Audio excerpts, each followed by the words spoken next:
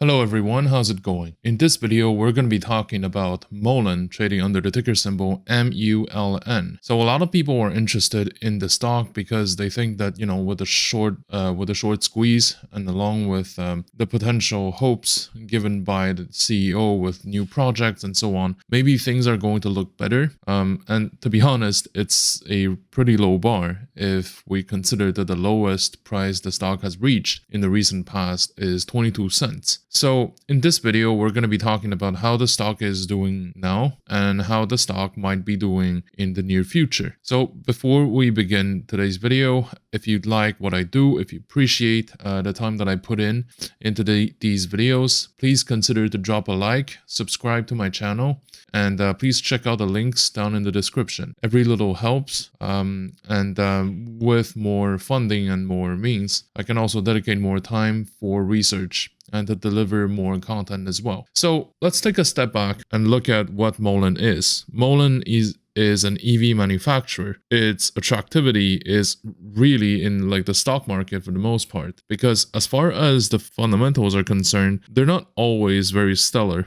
And I have seen, the likes of Mullen over time. And I would say that when the market is bullish, everyone is a genius. And that would include Mullen. But when the tides are gone, this is when we start asking questions that we didn't ask and maybe should have asked when things were easier.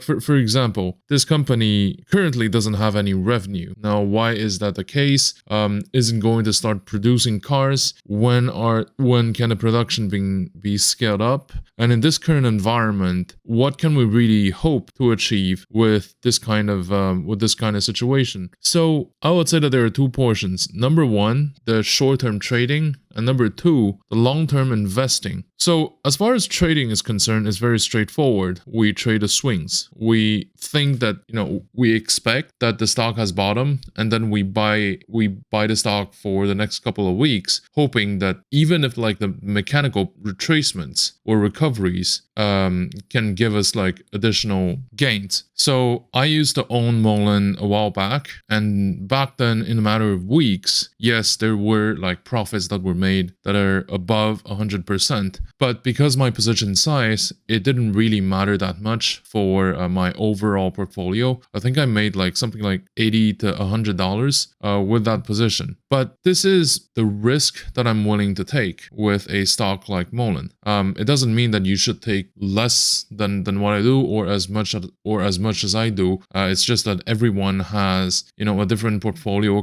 composition and also different risk profile. Personally, at the time, I was still mostly focused on the fundamental potentials for Mullen. Back then, I don't know if you still remember, back then, Mullen was very big for the battery tests results that they were able to produce. Things have things have changed somewhat ever since.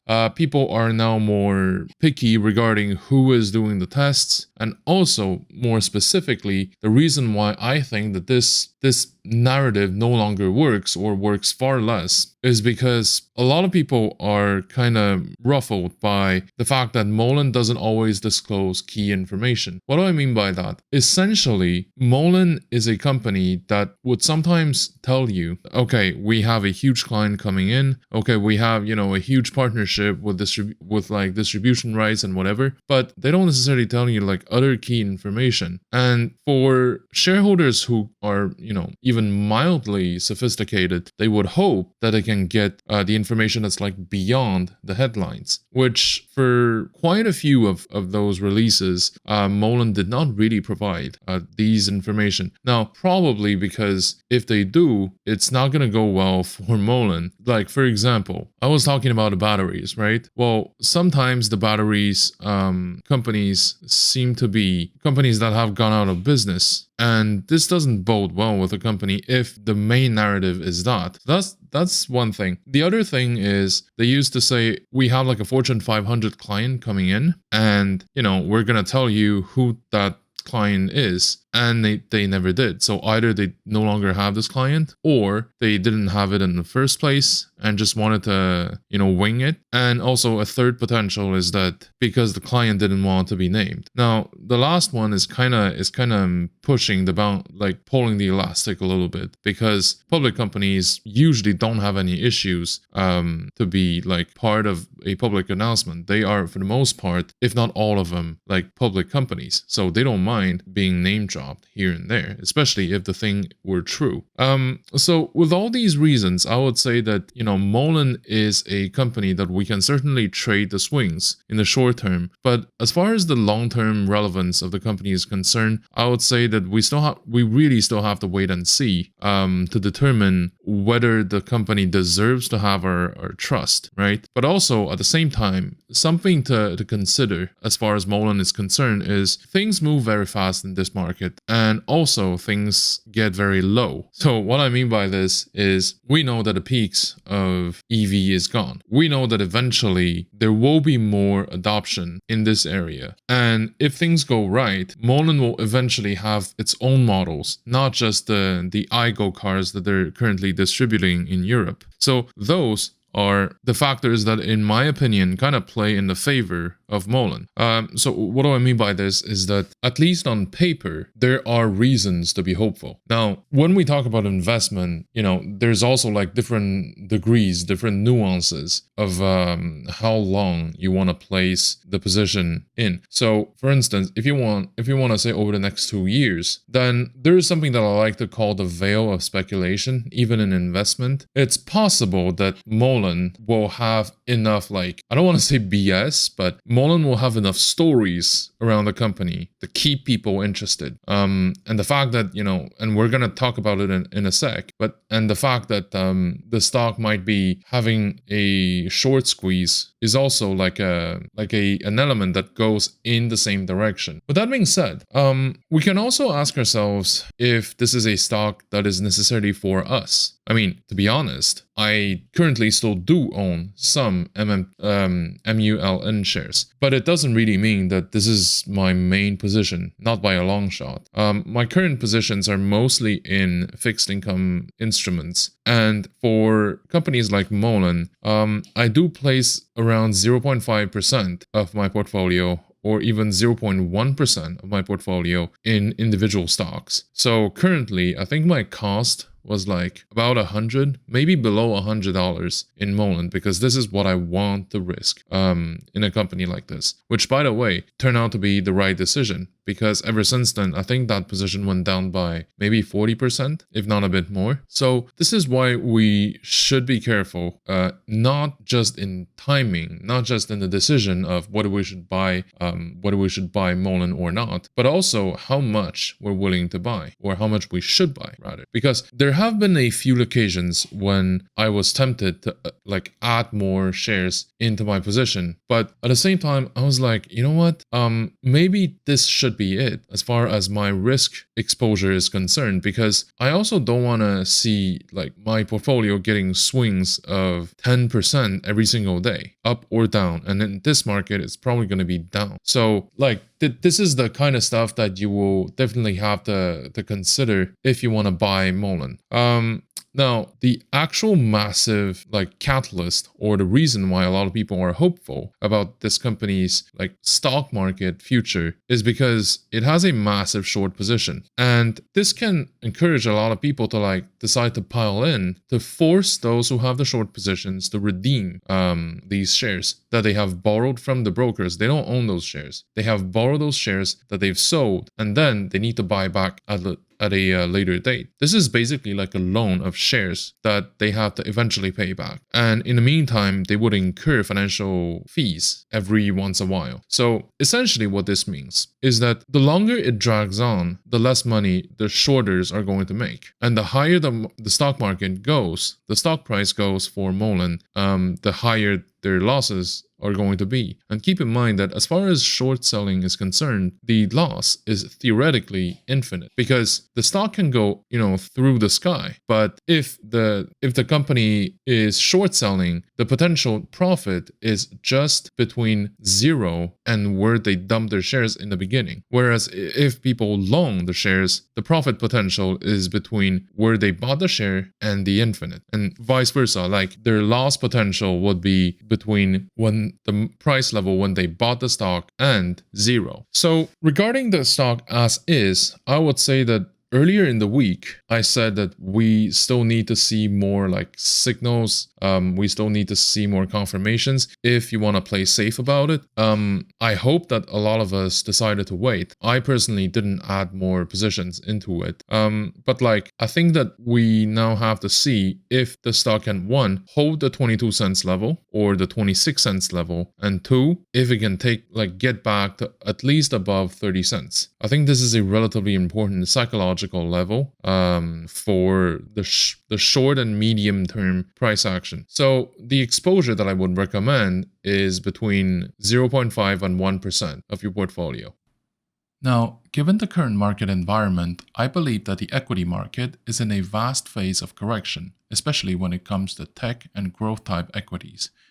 The financial market has been living and breathing thanks to the continuous creation of new capital, with different waves of quantitative easings, which will have consequences on the price of assets as well as their yields. With the interest rates kept relatively low over the years and the increase of amount of capital in circulation, this will keep putting significant pressure on the profit that we can expect in investment products across the board.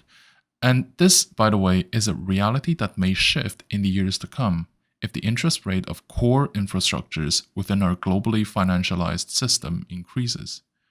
It's useful to remember that the market doesn't represent the real economy, and of course, the real economy doesn't always reflect in the stock performance, since the name of the game here is ultimately called supply and demand, which depends on a whole bunch of factors that go way beyond our own control. If we think about it, this is like saying, if your neighborhood house that is put up for sale is only allowing those who actually want to live inside to buy it, versus if you allow every single type of buyer with different intent or reasons to buy or to sell it. So obviously, there will be a significant difference in the price of this asset for those two scenarios. The market currently works more like the second option, and assuming that it would only reflect the fundamentals of the underlying economy would correspond to the first option. There are a few elements that are considered to be the reasons. The first one is the significant increase of amount of money printed by the central banks around the world, which is then distributed to the banks, with the expectation that they will be loaned to businesses. Normally that's a good thing, but with a lack of opportunities in the real economy, the significant portion of that money actually went back to the financial system to buy up the price of existing assets.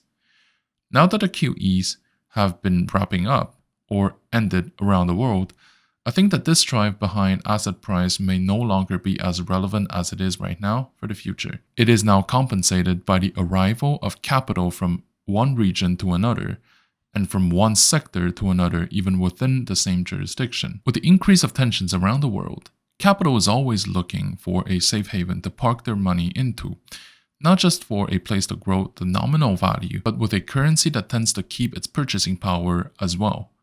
The third factor is the creation or the birth of artificial bubbles, either maintained by the market trends built up over the years or out of necessity. Capital needs to find a place to stay. Some good examples of this would include the EV sector in the 2020 and the oil and gas securities when there are tensions around the world. Either way, when it comes to the price trends of the market, the degree of uncertainty is a key drive behind the price fluctuations, and that is likely going to increase as we go on from there. When companies announce that they are going to enter or exit different markets, or that they will be trading on different platforms and exchanges, this can all have significant ramifications on the price of this asset. Some of the considerations to have when operating in this context include having a clear view of what is going on, especially regarding the cash flow and the capital flow, and avoid certain potential pitfalls. One of these is to be careful with short positions. Inherently, short positions are riskier than long positions as the downside of long positions is limited, whereas the short positions can lose you as much money as the stock price may reach, which is infinite. On top of that, we're now seeing a new phenomenon with short squeezes, involving a group of retail traders propping the stock price up, forcing short sellers to recover their positions. Sometimes the attempt will not succeed, but sometimes they end up in very spectacular success. Something else to consider is to treat tech stocks with care. To start, ask questions when the price of a security skyrockets without real fundamentals. It doesn't mean that you shouldn't be touching it with a 10-foot pole, but it does mean that there should be a difference between the decision of long-term holding and short-term trading. Either way, a rule of thumb is that each position should be structured in a way so that their individual performances will never affect the portfolio's stability. Thank you for watching. If you like my content, please like, comment, and subscribe to my channel.